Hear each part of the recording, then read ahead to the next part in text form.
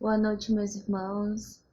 Estamos aqui mais uma vez para nos reunirmos em louvor ao nosso Deus. Gostaria de dizer que estou com muita saudade, mas tenho fé que logo estaremos juntos para a honra e glória do nosso Senhor. Gostaria de convidar os irmãos para nós estarmos orando agora para dar início ao nosso culto. Soberano e eterno Deus, nós te somos gratos, Senhor, por mais uma vez estarmos aqui para aprender mais de Ti, para ouvir a Tua palavra, Deus.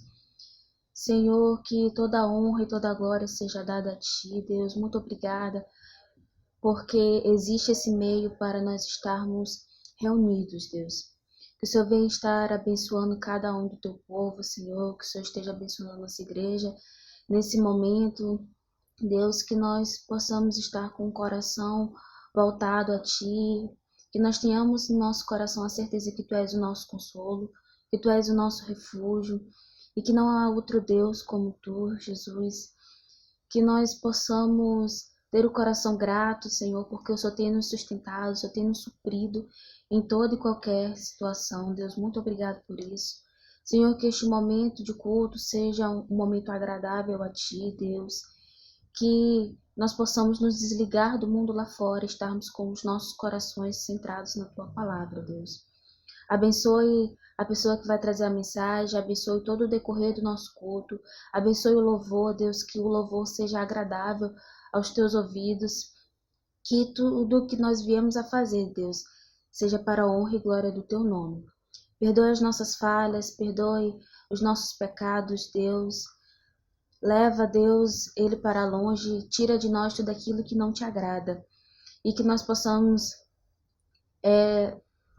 estarmos aqui em louvor a Ti, mas que em breve nós possamos estar reunidos no culto presencial, que nós possamos estar matando a saudade, que nós possamos estar Te rendendo gratidão por ter passado por esse momento, Deus, que nós possamos ter a fé inabalável diante deste cenário, Deus. Abençoa-nos, Deus, em nome do Filho amado Jesus. Amém.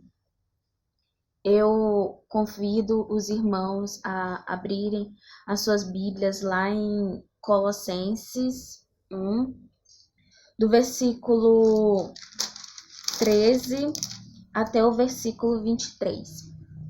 Colossenses 1, versículo 13 ao 23. E diz assim: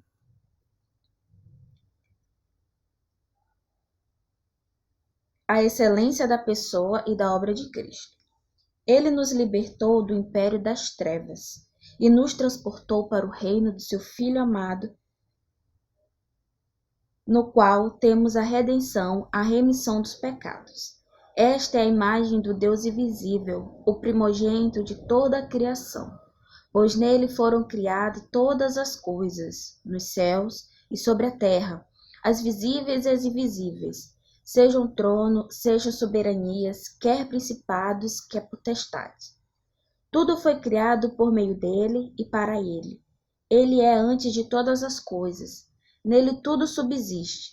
Ele é a cabeça do corpo da igreja. Ele é o princípio, o primogênito entre os mortos, para em todas as coisas ter a primazia. Porque aprove a Deus que, nele, residisse toda a plenitude, e que, havendo feito a paz pelo sangue da sua cruz, por meio dele, reconciliasse consigo mesmo todas as coisas, quer sobre a terra, quer nos céus, e a vós outros também que, outrora, éreis estranhos e inimigos no entendimento pelas vossas obras malignas. Agora, porém, vos reconciliou no corpo da sua carne, mediante a sua morte, para apresentar-vos perante ele santos, inculpáveis e irrepreensíveis. Se é que permaneceis na fé, alicerçados e firmes, não vos deixando afastar da esperança do evangelho que ouvistes e que foi pregado a toda criatura debaixo do céu, e do qual eu, Paulo, me tornei ministro. Amém. Graças a Deus pela sua palavra, graças a Deus pelo sacrifício de Cristo lá na cruz, graças a Deus pela adoção de Cristo e por hoje nós temos o privilégio de sermos chamados de filhos. Graças a Deus e glória a Deus por tudo isso. Passo agora para o Ministério de Música e depois nós teremos a palavra. Que os irmãos fiquem bem, em nome de Jesus. Amém.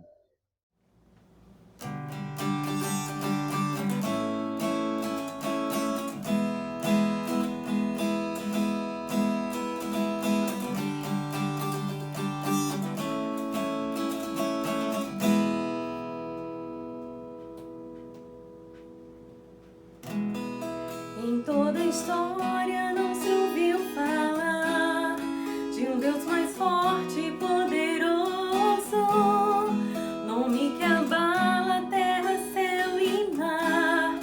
Jesus, teu nome é sobre todos, pelos teus feitos extraordinários eu te exaltarei. Grande tu és, te amo, Deus, te honrarei. Hosana nas alturas, teu nome é poder para sempre. Te amo, Deus, te honrarei. Hosana nas alturas, teu nome é poder para sempre.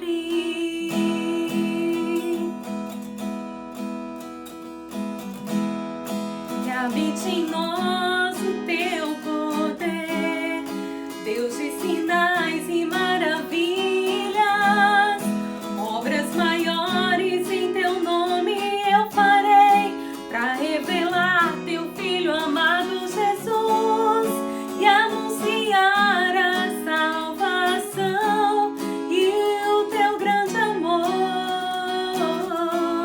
por onde eu for. Te amo, Deus, te honrarei. Hosana nas alturas, teu nome é poder para sempre. Te amo, Deus, te honrarei.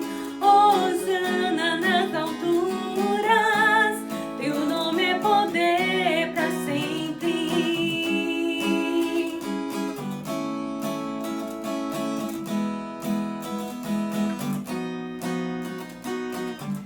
Teu nome é poder, teu nome é poder.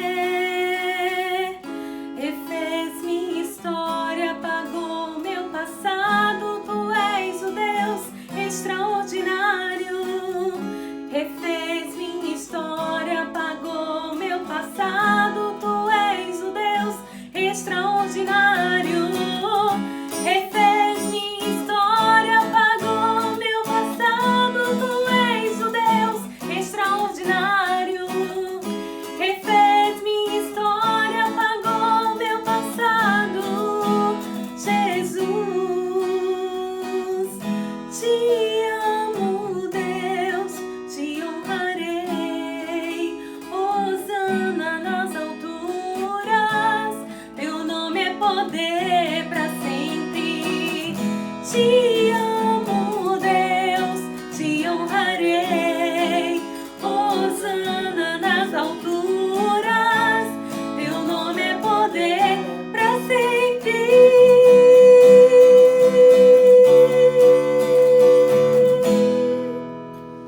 Glória a Deus.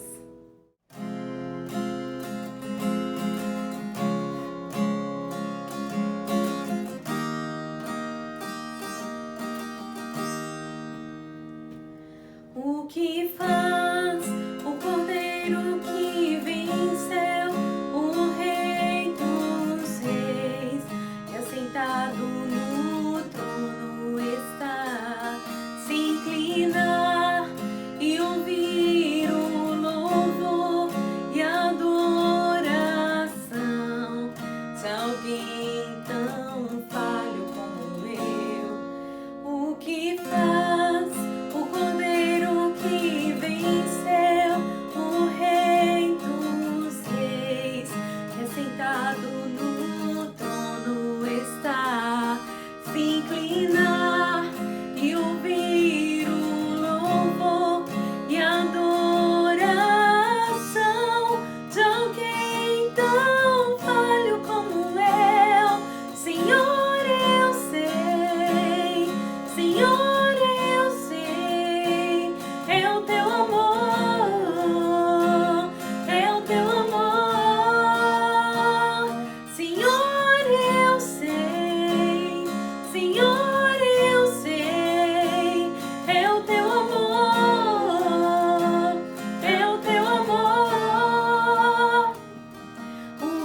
paz, o Cordeiro que venceu, o Rei dos Reis, que assentado no trono está, se inclinar e ouvir o louvor e a adoração de alguém tão falho como eu. Senhor, eu sei, Senhor, eu sei, é o teu amor, é o teu amor.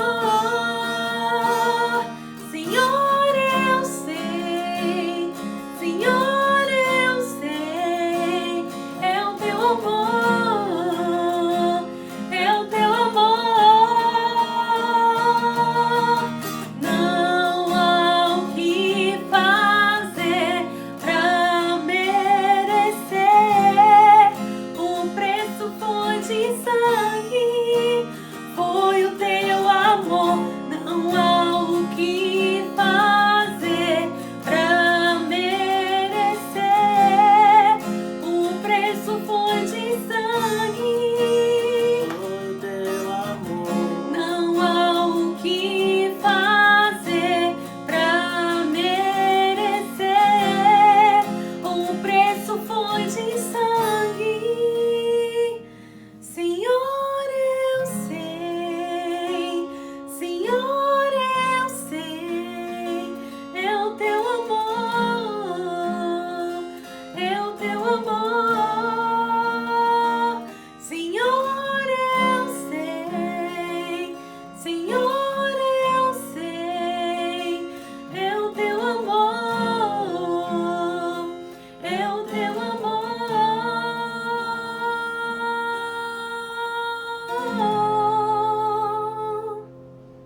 Glória a Deus. Meus irmãos, a graça e a paz de Jesus. É bom estar de volta aqui com essa responsabilidade e privilégio de compartilhar com os irmãos a palavra do Senhor. Irmãos queridos, nós estamos quase retornando às nossas atividades na igreja, né? Retornando aos nossos cultos semanais, a ter aqueles momentos de comunhão, aqueles momentos de congressamento, o aperto de mão, aquele olhar de bem-querência, o olhar de bem-vindo, aquele olhar de aceitação que é tão bom, é tão salutar para a nossa vida como cristãos. E nós estamos quase saindo fora desse momento. E algo que eu tenho, irmãos, chegado à conclusão de que nesse momento, ou melhor, durante esse período de reclusão, de confinamento, eu creio que Deus tem trabalhado. Aliás, Ele é especialista em trabalhar em momentos como esse, em momentos de desesperança, em momentos de crise, em momentos em que as soluções humanas vão à bancarrota, quando as soluções humanas não dão uma resposta à altura da necessidade humana, a necessidade do homem. Deus está trabalhando. Uma certa vez, Jesus disse: "O meu Pai trabalha até agora." Deus não cessa de trabalhar. E nesses momentos de crise, esses momentos de caos, Deus está fazendo algo maravilhoso e algo extraordinário. É a minha certeza e a minha convicção. Deus nunca desperdiçou e jamais vai desperdiçar, meus irmãos, esses momentos para realizar os seus desígnios, realizar a sua obra, estabelecer o seu plano. Deus está, irmãos, trabalhando. Creia nisso, meus irmãos. Nós não fazemos ideia do que o Senhor está realizando nesses dias, através de vidas através da vida de irmãos, através das circunstâncias, através da pandemia, Deus está trabalhando, meus queridos irmãos. E isso que traz ao meu coração uma alegria, isso traz ao meu coração paz, saber que meu Deus está trabalhando nesse momento. Hoje à noite nós vamos dar início a uma série de reflexões no capítulo 8 de Romanos, este livro que eu amo tanto.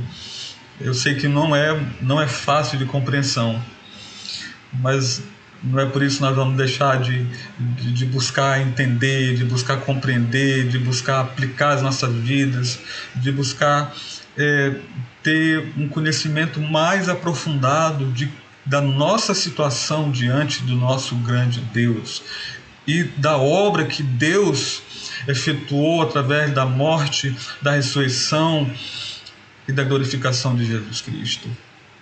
Então, nessa noite, nós vamos ler, eu quero convidar os irmãos a ler, meditar aqui nos últimos versos do capítulo 7 e adentrando o capítulo 8.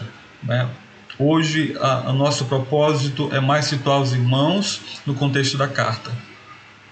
Mas isso não vai ser menos importante que as demais mensagens, o que nós nos propomos a realizar nessa noite. Com certeza será de grande bênção e de grande edificação para a sua vida, acredito eu. Nós vamos orar nesse momento, pedindo que Deus seja gracioso conosco, nos ajude a compreender a sua palavra. Vamos orar. Senhor, Pai amado, nós te pedimos, Senhor, te suplicamos que o Senhor nos ajude nesse momento. Nós somos totalmente dependentes de Ti, Pai. Nos ajude, Senhor, a entender a Tua Palavra, nos ajude a aplicar a Tua Palavra às nossas vidas. Nós queremos viver pautados na Tua Palavra, Senhor. Que o Senhor me use, que o Senhor aumente a fé do Teu povo em Ti e na Tua revelação. É o que eu te peço no nome de Jesus. Amém. Meus irmãos, o livro de Romanos teve um impacto, a palavra de Deus tremendo, né, na história da igreja, né, quando nós observamos como esse livro foi determinante, né, por exemplo, no contexto da reforma, quando nós pensamos na vida de Lutero, quando nós pensamos na vida de Agostinho, né, Agostinho que foi, como alguém bem disse, o último dos antigos, o primeiro dos modernos, né, um homem que foi, assim como a experiência de Lutero, foi salvo lendo o livro de Romanos. Não é? Então, o livro de Romanos é um livro muito especial. Né? Como eu gosto muito da analogia que afirma que se nós compararmos o livro de Romanos com a revelação bíblica com uma geografia, o livro de Romanos é o Monte Everest da Escritura.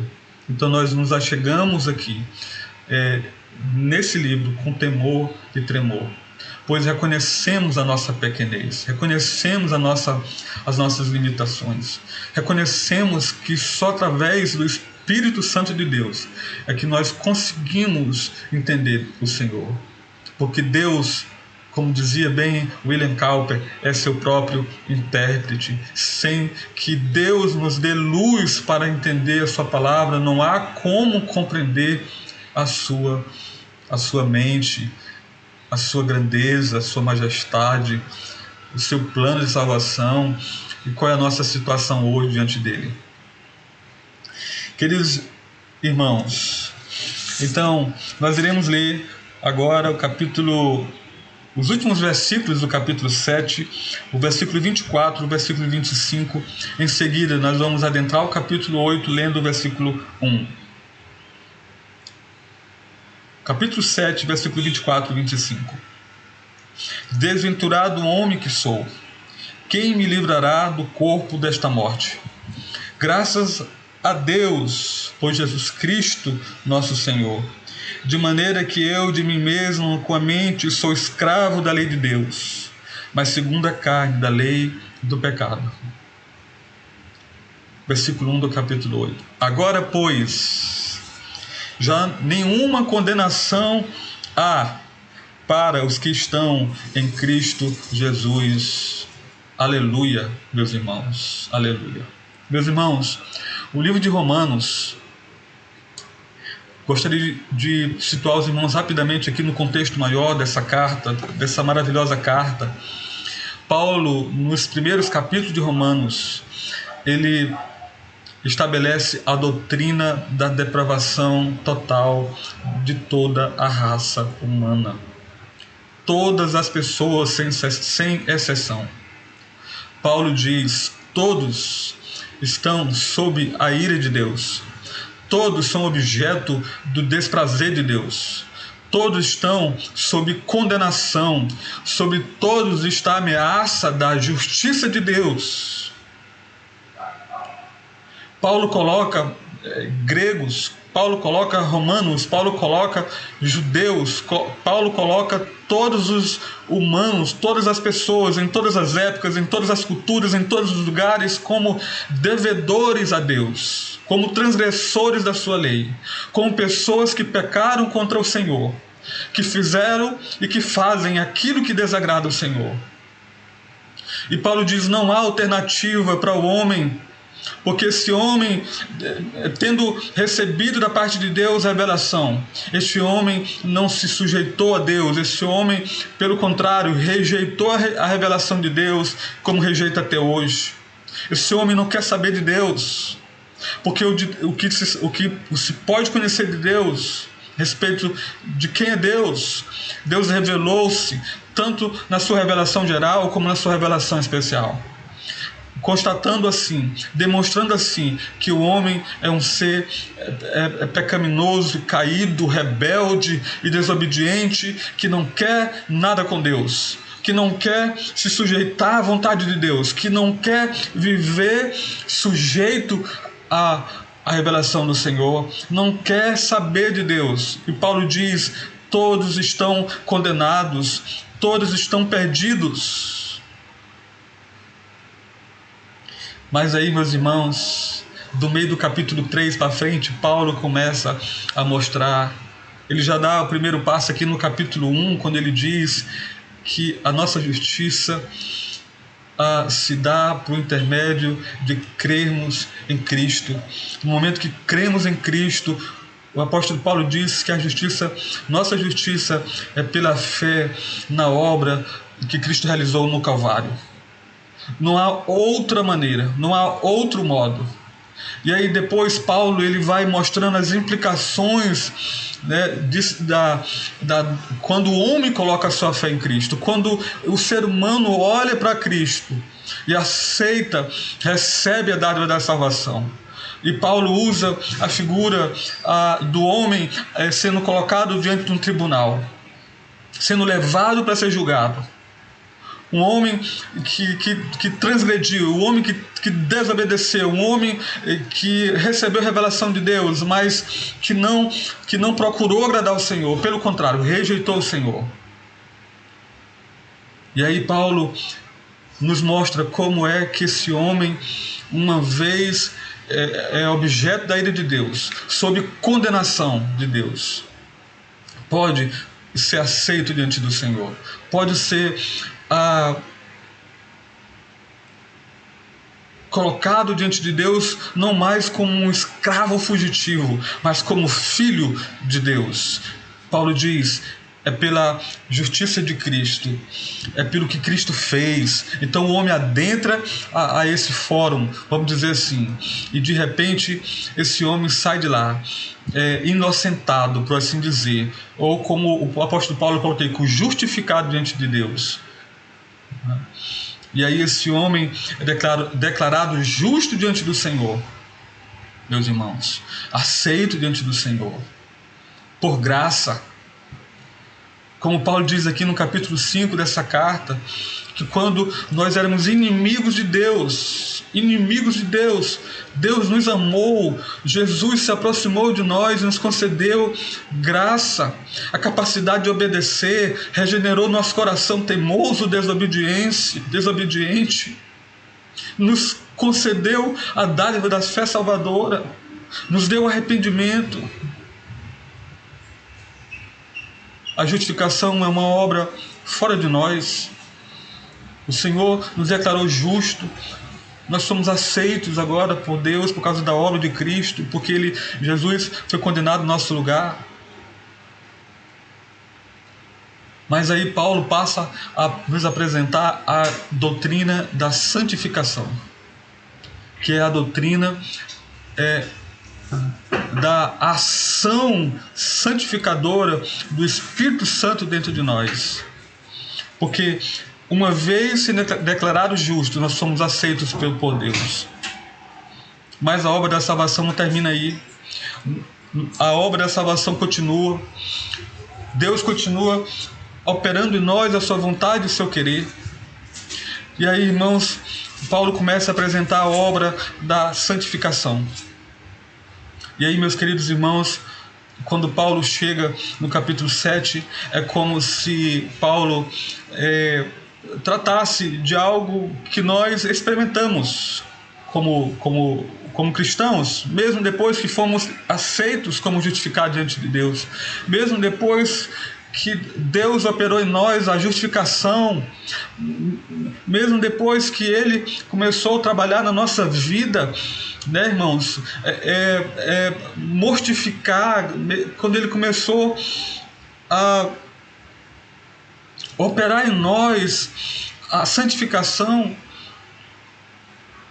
nós ainda não alcançamos a nossa glorificação final. É como se alguém chegasse para Paulo e dissesse: Paulo, tudo é muito bonito, nós somos aceitos por Deus, apesar das nossas transgressões, apesar dos nossos pecados, nós somos aceitos pelo Senhor. E Deus está fazendo em nós a mudança, né, gradativa através da santificação. Mas Paulo, eu tenho lutas tremendas dentro do meu coração com pecados. Paulo, como é isso, Paulo? Você está dizendo que nós somos declarados justos pelo Senhor, que nós já somos santificados em Cristo Jesus, mas Paulo, eu tenho lutas com desejos pecaminosos no meu coração. Paulo, eu tenho pensamentos que desagradam a meu Deus. Paulo, muitas vezes eu não tenho vontade de ler a Bíblia. Paulo, eu não tenho vontade de orar.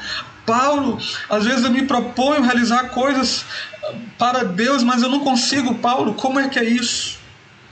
Então, no capítulo 7, Paulo nos apresenta, a partir da sua própria experiência, como alguém que foi justificado, regenerado, mas que enfrenta lutas diárias contra os pecados remanescentes que habitam o nosso coração. Enquanto estivermos nessa terra, enquanto vivermos nesse mundo, nós não teremos, meus irmãos queridos, um dia sequer sem que tenhamos que lutar contra os pecados remanescentes. O pecado jaz à porta, o pecado nos assedia, o pecado nos ataca, o pecado quer se assenhorar da nossa vida.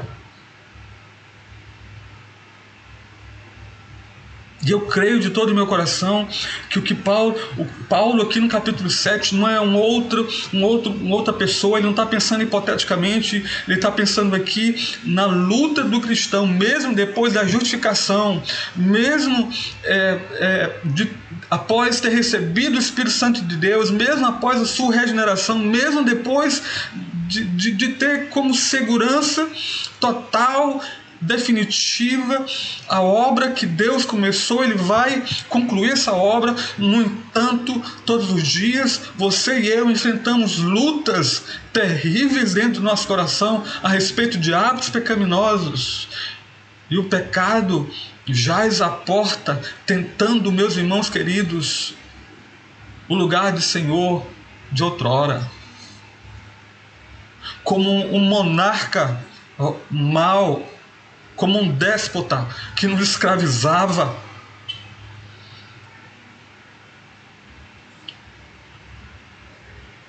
Então, meus queridos irmãos,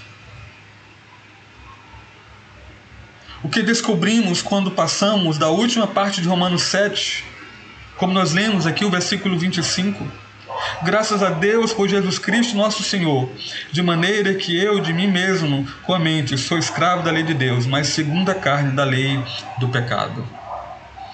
Aqui a gente tem um Paulo sendo honesto, que enquanto estivermos nesse mundo, nós estaremos de certa forma divididos, porque ainda trazemos no nosso corpo, na nossa mente, no nosso espírito, no nosso coração, essa luta. E essa é a primeira verdade que eu gostaria de destacar aqui, meus irmãos, nessa noite. Há uma luta na vida cristã.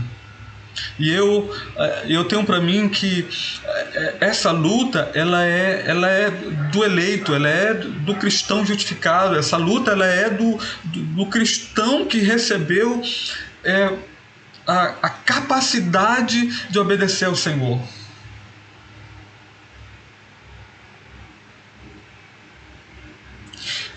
Olha o que Paulo disse. Ele diz: em minha mente quero agradar a Deus. Portanto, estabelecemos nossa meta de realizar um certo número de coisas que sabemos que serão agradáveis a Deus. Estabelecemos, às vezes amanhecemos o dia e dizemos: não, hoje eu vou ser cristão de verdade. Hoje eu vou ler a minha Bíblia. Hoje eu vou orar mais. Hoje eu não vou falar mal de ninguém.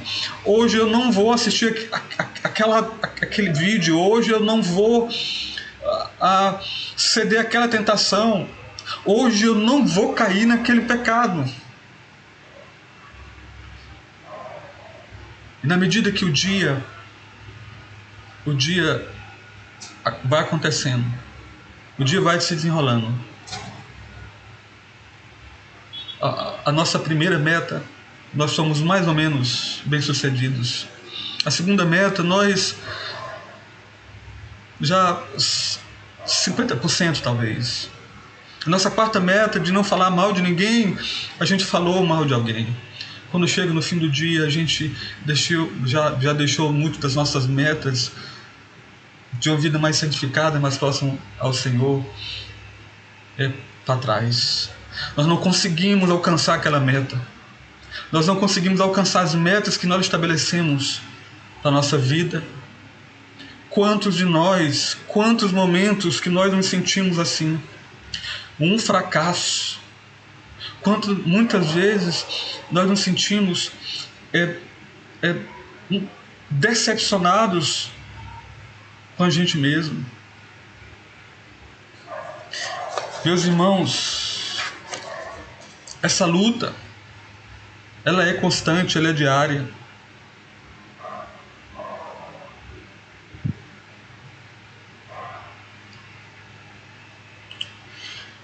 Eu quero então fazer algumas considerações aqui. Como nós afirmamos já anteriormente, Romanos 7 é a autobiografia de Paulo de sua experiência como crente cristão. Ou como crente cristão, foi bem redundante. Não concordo com aqueles que veem Romanos 7 como um cristão derrotado, ou anormal, ou como um não cristão, ou como uma pessoa sob não convicção. Eu acredito que Romanos 7 é simplesmente uma história normal da nossa vida como cristãos. No entanto, eu não creio que Romanos 7 seja a história total da vida cristã. Não seja a história definitiva da vida cristã. No entanto, não creio que devemos jogar fora e dizer que não tem nenhuma influência sobre nós hoje. Capítulo 7. Sejamos honestos, você pode ser um cristão muito, do calibre de Paulo. Ao mesmo tempo pode lutar muito na sua caminhada com Deus. Paulo está apenas sendo honesto aqui no capítulo 7.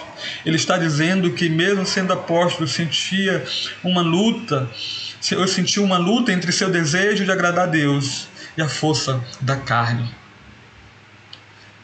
Essas duas forças militando, brigando dentro dele.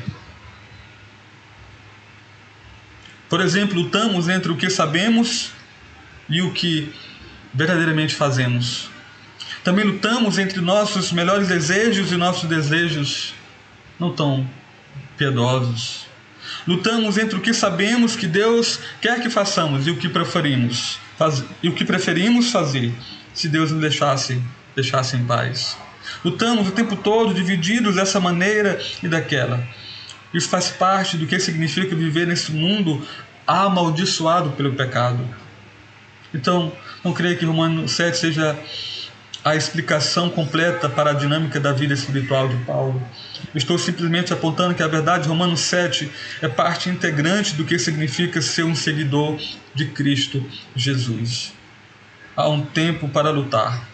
Às vezes as pessoas vêm a Cristo e ficam chateadas porque as coisas não vão bem com elas. Elas ficam chateadas porque têm dificuldades de relacionamento, dificuldades financeiras, dificuldades pessoais, dificuldades emocionais, dificuldades conjugais, problemas de diferentes áreas da vida. Elas ficam desanimadas, desiludidas, ficam com raiva de Deus e se perguntam o que há de errado com elas. Recentemente, me deparei com um livrinho de um autor russo chamado Lev Tolstói. Autor russo, romancista. E ele escreveu um livro intitulado Uma Confissão. Ele era um cristão ortodoxo. E nesse livro ele fala das suas lutas de fé, das suas crises, das suas dúvidas, dos seus momentos de desânimo, dos seus momentos de frieza espiritual. E ele diz o seguinte: eis o que parecia estar acontecendo comigo. Um dia, não lembro quando, me puseram num bote, me empurraram para longe de certa margem desconhecida, indicaram a direção onde ficava a outra margem, puseram os remos em minhas mãos, inexperientes, e me deixaram sozinho. Remei como pude e naveguei. No entanto, quanto mais eu navegava para o meio, mais rápida ficava a correnteza que me arrastava para longe do meu destino. E cada vez mais apareciam navegantes iguais a mim, arrastados pela correnteza. Havia navegantes que continuavam a remar, havia aqueles que tinham largado os remos, havia botes grandes, barcos enormes, cheios de gente. Alguns lutavam contra a correnteza e outros se rendiam. E quanto mais eu navegava, olhando para baixo da correnteza, para onde todos os navegantes eram arrastados, mais eu me esquecia da direção que me haviam indicado. Bem no meio da torrente, repleta de botes e barcos carregados pela correnteza, perdi por completo a direção e abandonei os remos. De todos os lados à minha volta, com alegria e exaltação, erguendo velas ou empunhando remos, navegantes desciam pela correnteza, tentavam convencer-me e uns aos outros que a direção não poderia ser outra. E acreditei neles e os segui. Eu fui levado para longe, tão longe que comecei a ouvir o barulho das correntezas onde eu estava fadado a me despedaçar, e avistei botes que já estavam se despedaçando.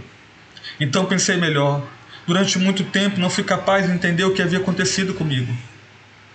À minha frente eu só via destruição, para a qual eu estava avançando ligeiro e que eu temia. Não via salvação em parte alguma e não sabia o que fazer. Porém, olhando para trás, vi uma infinidade de botes que sem cessar, obstinadamente resistiam à correnteza. Pensei na margem, nos remos e no rumo e comecei a remar para trás. Correnteza acima, na direção da margem. E ele conclui: a margem é Deus. O rumo é a tradição. Os remos era a liberdade que me foi dada para remar para a margem e unir-me a Deus. Assim a força da vida recrudescia dentro de mim e de novo comecei a viver. Meus irmãos, há uma beleza linda e poética aqui, há uma honestidade crua a respeito das lutas que nós enfrentamos enquanto estivermos, irmãos, nesse corpo mortal. Enquanto estivermos, meus irmãos, vivendo neste mundo, na presença do pecado, meus irmãos, nós viveremos tempos difíceis, muitas vezes tempos sombrios, tempos de desistir da nossa fé, tempos de abandonar, meus irmãos, a correnteza, porque a correnteza nos causa medo, a correnteza nos causa pavor, a correnteza nos dá incerteza. Muitas vezes a gente olha para o nosso amanhã e a gente vê tudo turvo, tudo escuro, mas nós temos que ter a certeza que Deus está logo ali. E esse Deus quer que nós tenhamos segurança da sua obra que Ele começou na nossa vida. Então, cristãos justificados, cristãos condenados, como Paulo nos apresenta nos primeiros capítulos dessa carta. Cristãos justificados pela fé em Cristo.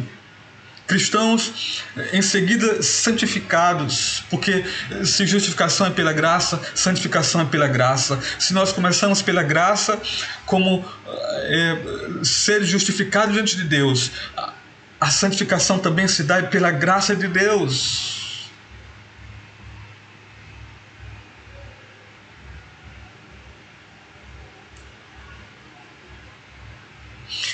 Uma pessoa, uma certa vez, disse o seguinte: eu tenho uma pergunta sobre a expressão nenhuma condenação.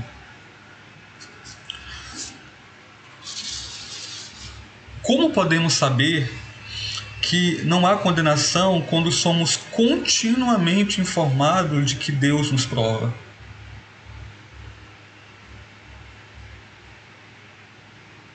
Eu sempre sinto que falhei em seus testes e vivo com esse sentimento de que sou uma decepção constante para Deus. Ser honesto, não é? Uma coisa que eu observo, que eu vejo como um grande prejuízo para nós como cristãos. Me parece que nós temos a obrigação de sempre transparecer às pessoas à nossa volta que nós estamos bem.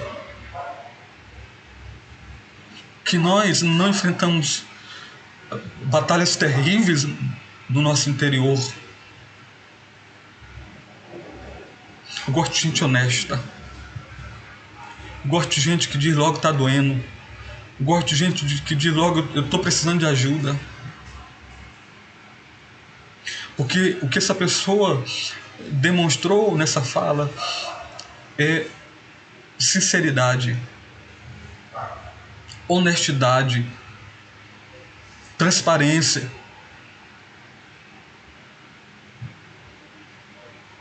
E é isso que faz com que nós nos aproximemos uns dos outros dentro da igreja.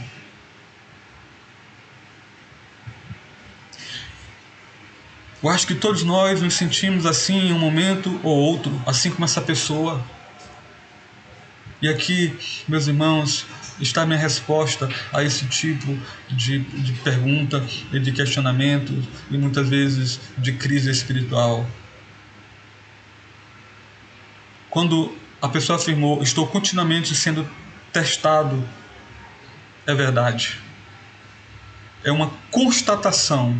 Qualquer cristão honesto, ele tem que chegar a essa conclusão, ele tem que admitir que ele vai ser testado. Se não for, precisa ser testado.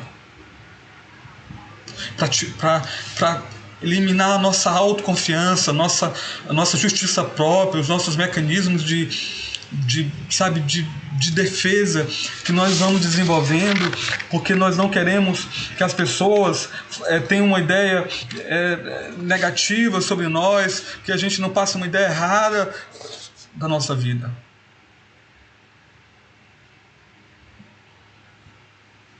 Quando a pessoa diz, eu sempre sinto que falei nos testes dele,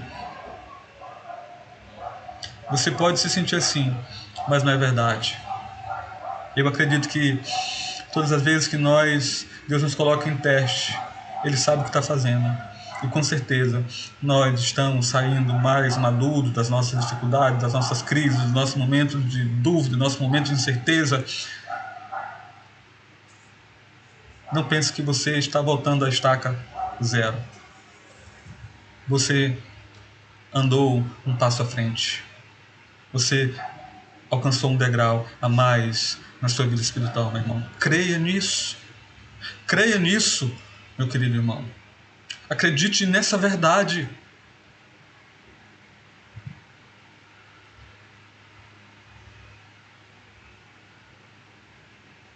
Uma coisa que eu aprendi, irmãos, é que nós não somos os melhores juízes do nosso próprio progresso espiritual. Nós não somos. O apóstolo Paulo demonstra isso em vários momentos, que nós não somos nossos melhores juízes no que diz respeito ao nosso progresso espiritual. Nós podemos falhar na maneira como nós interpretamos o nosso progresso espiritual. E quando a pessoa diz: estou constantemente decepcionado com Deus, não é verdade. Não pode ser verdade se Romanos 8:1 é verdadeiro. O que você provavelmente quer dizer é que é uma decepção para si mesmo, porque ainda não cumpriu os seus altos padrões e sua vida não é o que você pensou que seria neste momento. Como avaliamos esse tipo de pensamento? Primeiro, temos que aceitar que o que Deus diz sobre nós é verdadeiro. O que Deus diz sobre quem eu sou em sua presença,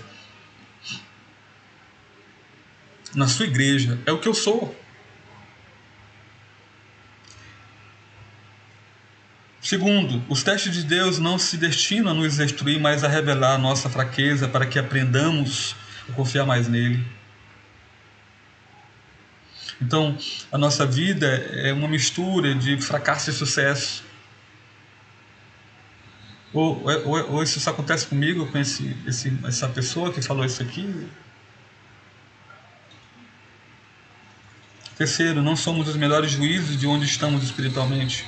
Quarto, a vida é sempre uma mistura de sucesso e fracasso, como nós acabamos de afirmar.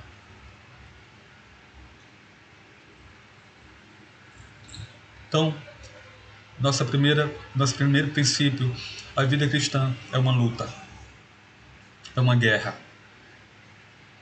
Mas, como no decorrer desse capítulo, Paulo vai chegar ao fim gritando, como alguém que corre uma corrida, como alguém que derrota um inimigo, como alguém que depois de uma longa jornada alcança o seu destino final, gritando: nós não somos apenas vencedores, nós somos mais que vencedores por intermédio daquele que nos amou e se entregou por nós. E por quê? Entra meu segundo ponto: essa luta é sem condenação. Deixe-me ver se consigo explicar o que isso não significa. Então tentarei lhe dizer o que acho que isso significa. Ele não está dizendo que, portanto, agora não há motivo para a condenação. Sempre, todos os dias, há motivo para a condenação. Todos os dias eu dou motivo, você dá motivo para Deus te lançar no inferno. Todos os dias eu dou motivo a meu Deus para ser lançado no inferno. Todos os dias, todos os dias.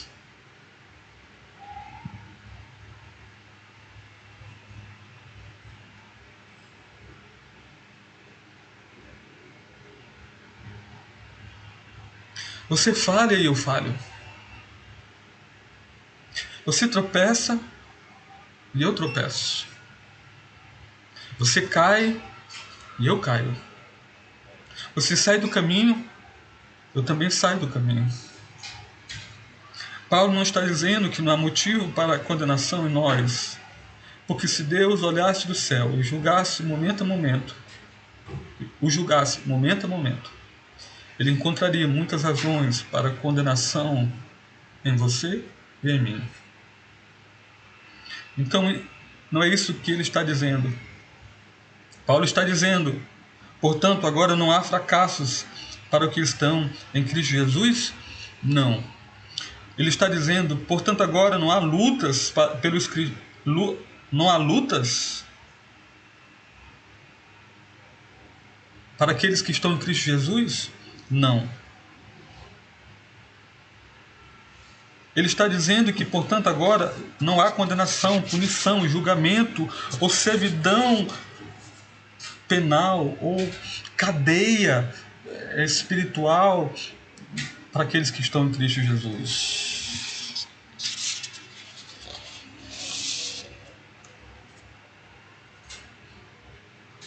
Eu quero concluir a minha reflexão nessa noite.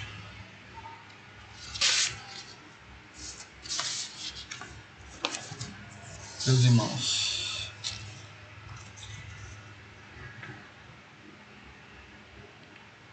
mas antes de concluir,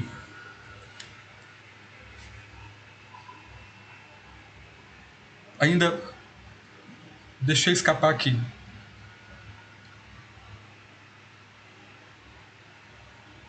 Não viver sob condenação significa que podemos tropeçar, podemos cair, podemos cometer milhares de erros, podemos pecar, podemos sair do caminho, podemos ter 1000 problemas. Mas para o crente Jesus não há condenação, porque Deus disse que é assim.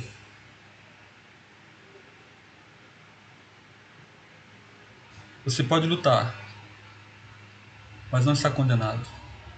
Você pode cair, mas não está condenado. Você pode tropeçar, mas não está condenado. Você pode se desviar do caminho, mas não é condenado, porque Deus disse que Ele não condenará aqueles que estão em Cristo Jesus.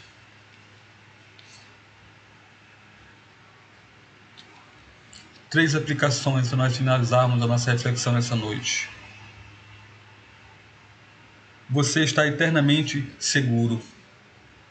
Meus irmãos, esse versículo 1 aqui de Romanos, capítulo 8, é o Evangelho em miniatura, é uma síntese do Evangelho, é um resumo, sabe, das boas novas de salvação, que aqueles que creram em Jesus, naquele dia em que você reconheceu os seus pecados e que Cristo era Senhor, você estava saindo de uma prisão, você estava sendo transferido de um estado de perdição, de condenação, de inferno, de morte espiritual, para um estado de bem-aventurança.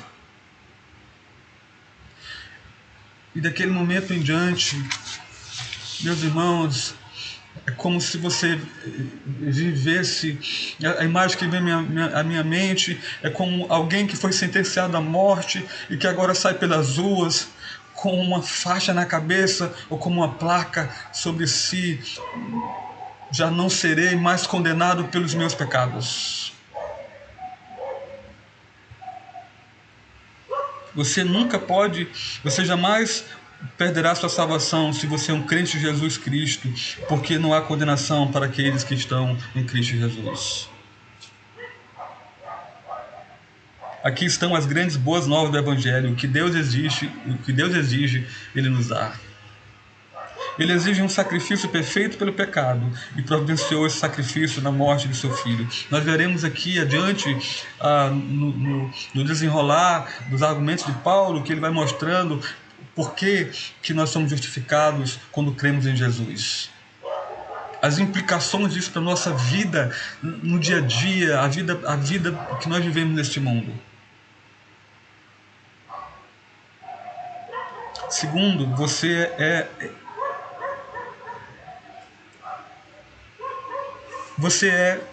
internamente livre, ou livre internamente. Deus não tem para você um padrão de desempenho para ganhar a sua graça. Isso é maravilhoso. Então, nós não temos mais um padrão, vamos dizer assim, para que a gente atinja esse padrão, para que Deus seja gracioso para conosco. Porque Ele nos vê através do que Cristo realizou. Então a justiça de Cristo é a nossa justiça. Sua graça é um presente dado gratuitamente. Aleluia. Amém. Lembre-se disso. quando você estiver enfrentando suas lutas, enfrentando seus pecados habituais, quando o pecado estiver te assediando, quando você estiver enfrentando tentações terríveis, lembre-se disso. Você é posicionalmente perfeito. Meus irmãos, você já pensou? Você é posicionalmente perfeito. O que eu quero dizer é que quando você foi posto em Cristo, ou quando você creu em Cristo, você se fez um com Cristo. Cristo é um em você, você é um em Cristo. Então Deus te olha. Eu posso dizer com o mesmo amor que ele tem pelo seu Filho bendito. Deus te ama. Que certeza, que segurança, que bênção essa verdade. Quando Deus olha para você, Ele vê Jesus Cristo e acredita-lhe tudo que é dito sobre o seu Filho. Tudo que Jesus é. Deus diz, Lindomar é. Quem é que não é condenado? Aqueles que estão em Cristo Jesus. Quando se trata de salvação, existe apenas 2 lugares em que você pode estar. Você está fora de Cristo ou você está em Cristo. Você está fora de Cristo e por conta própria, ou você está em Cristo e você é salvo. Se você está fora de Cristo, você está condenado.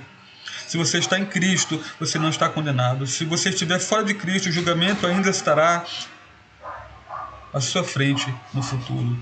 Porque Paulo depois vai falar isso aqui no capítulo 8. Quem nos condenará? Quem nos julgará? Cristo Jesus, que morreu por eles. Ou seja, ninguém ousará levantar nenhuma sentença contra você naquele dia.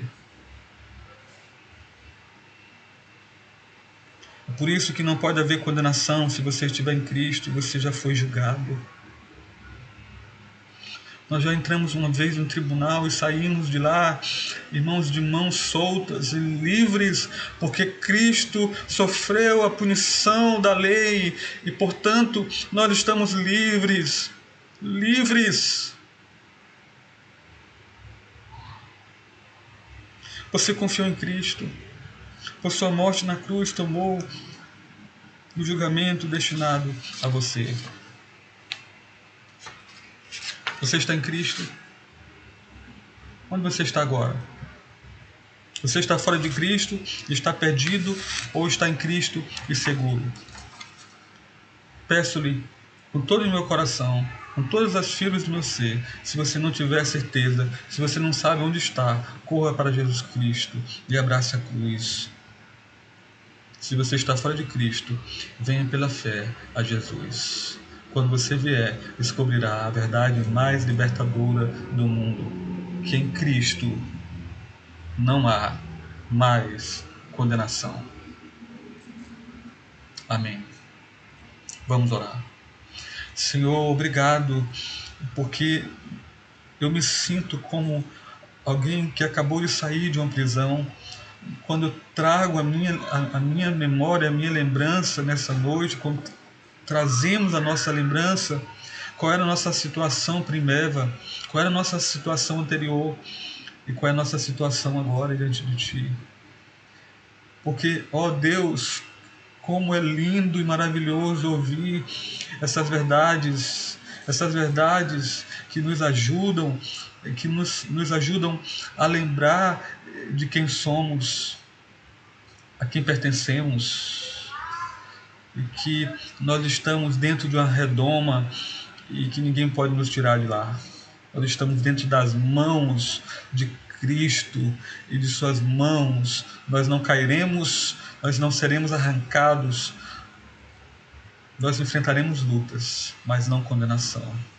Abençoa o teu povo, abençoa aqueles irmãos e irmãs que se encontram nessa noite, ó Pai, duvidosos do teu amor, incerto, Senhor, da continuidade da tua obra de salvação nessa noite. Que teu Espírito Santo confirme nesse momento a filiação, o estado de bem-aventurança em que esse irmão e essa irmã se encontram nessa noite. Em nome de Jesus, eu te peço essas bênçãos. Amém. Amém. Meus irmãos queridos, que Deus nos abençoe. Que a graça do Senhor Jesus Cristo, o amor de Deus Pai e a comunhão do Espírito Santo seja sobre você, sobre a sua vida. Que Deus nos abençoe. Um grande abraço, uma boa semana bem vivida nessas verdades tão preciosas.